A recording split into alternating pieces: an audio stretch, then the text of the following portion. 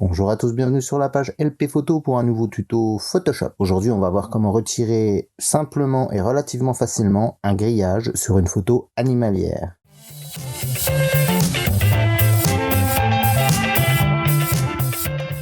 Voilà, c'est parti pour le tuto. Donc on va déjà s'atteler en tout premier lieu à enlever ce grillage pour pouvoir voir le chien en entier. Donc on va tout simplement ouvrir un nouveau calque. On va aller chercher le pinceau de retouche ou la brosse comme vous voulez. On va s'assurer d'avoir enlevé le contour progressif et on va pouvoir commencer à peindre.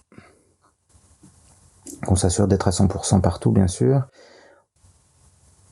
Donc on va régler la largeur de la brosse sur la largeur du grillage. Donc on va laisser dépasser un tout petit peu la broche pour être sûr de prendre le moins de matière possible.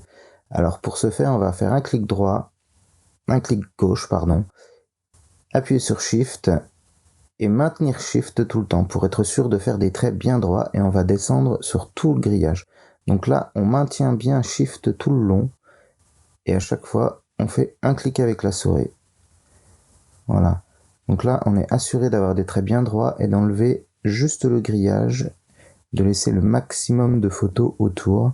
C'est ce qui va nous permettre après pour le remplissage d'avoir un maximum de chances que ça réussisse.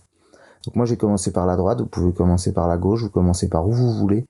L'essentiel, c'est d'enlever tout le grillage et de le faire bien. Ça c'est la phase vraiment, c'est pas très compliqué, mais là c'est la phase où il faut s'appliquer, parce que il faut vraiment bien enlever tout le grillage pour qu'il reste rien du tout pour la suite. Donc voilà, donc là on maintient Shift, on appuie sur clic, on maintient Shift, et si on oublie de lâcher Shift et qu'on clique, on va avoir un trait en plein milieu. Pas d'inquiétude, il suffit de faire un CTRL Z pour effacer le trait. On se remet là où on veut reprendre l'effaçage du grillage, la peinture du grillage. On clique, on maintient Shift et on redescend tout le long. Voilà, donc on le fait rapidement mais comme il faut.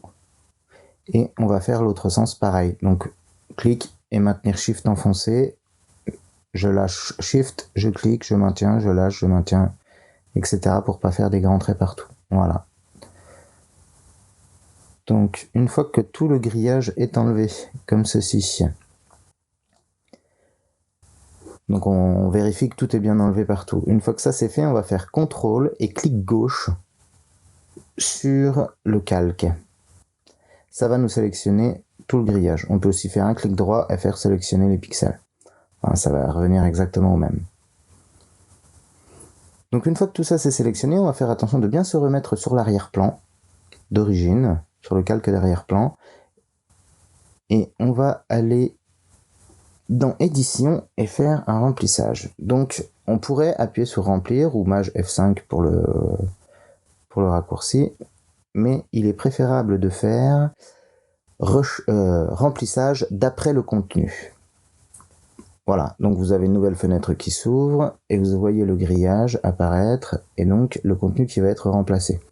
Donc on va laisser mouliner Photoshop le temps qu'il fasse ça, on va regarder les réglages. Donc il faut toucher à rien, s'assurer que l'opacité est à 100%, que l'adaptation des couleurs est par défaut, qu'il n'y a pas d'adaptation de rotation, que échelle et miroir soient décochés, et voilà. Donc ça y est, Photoshop a fait ce qu'il avait à faire, et donc le grillage est enlevé. Donc si ça convient, on va maintenant faire OK, mais avant ça, on va bien vérifier qu'on a une sortie vers un nouveau calque. Une fois que ça c'est vérifié, on appuie sur OK. Et nous voilà avec notre image. Donc on va faire CTRL D pour supprimer la sélection. Et on va cacher notre calque de la brosse. Le premier calque qu'on avait fait. Voilà, donc on aperçoit tout de suite la photo. Il n'y a plus le grillage, il n'y a plus rien. Bon, on voit qu'il y a des défauts, notamment sur la truffe. Il manque un bout de narine. Il y a sûrement d'autres défauts qu'on ne voit pas encore maintenant, mais qu'on verra en zoomant plus tard. Mais on peut voir quand même que ça a relativement bien marché. Hein, c'est quand même plus facile à faire comme ça qu'en prenant le correcteur localisé.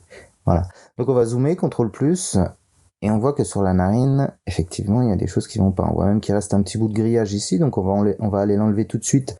Pour ça, on va prendre l'outil correcteur localisé. On va s'assurer que les paramètres sont bons. Et on va faire un trait, tout simplement, ça va l'enlever toute seule. Voilà. Ça, c'est les parties faciles. Bon, maintenant, la narine de la truffe, il va quand même falloir faire quelque chose. Et là, au correcteur localisé, ça va être compliqué à refaire.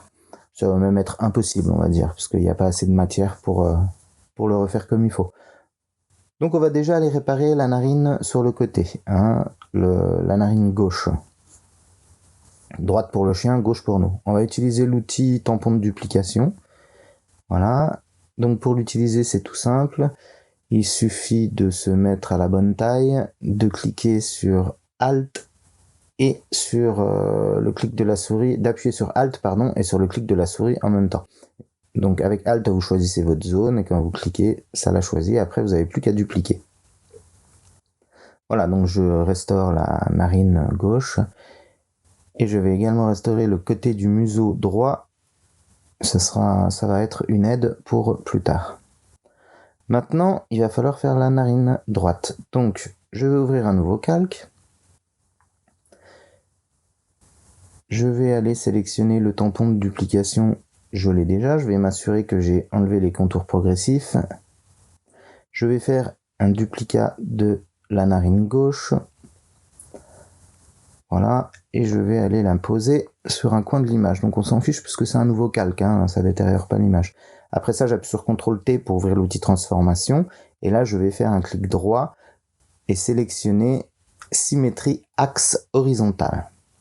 Voilà qui est fait. Donc on voit qu'on a la narine qui est retournée de l'autre côté. Maintenant, je vais aller la placer tout simplement à l'endroit où je veux qu'elle soit. Donc du côté droit.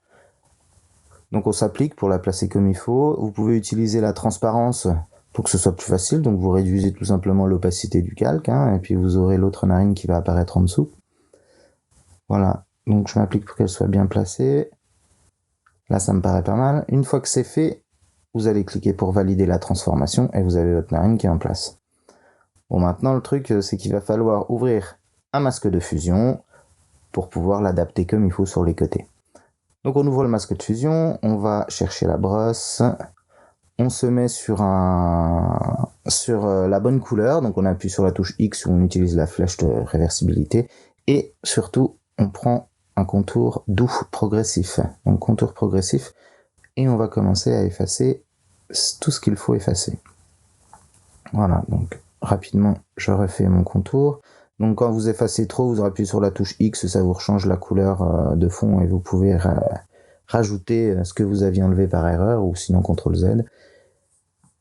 Une fois que ça c'est fait, on va utiliser le tampon de duplication pour fignoler, on va dire, pour faire les petits réglages qui vont bien, notamment sur la narine mais aussi sur le côté. Donc vous n'oubliez pas de vous remettre sur l'arrière-plan, sur la copie de l'arrière-plan.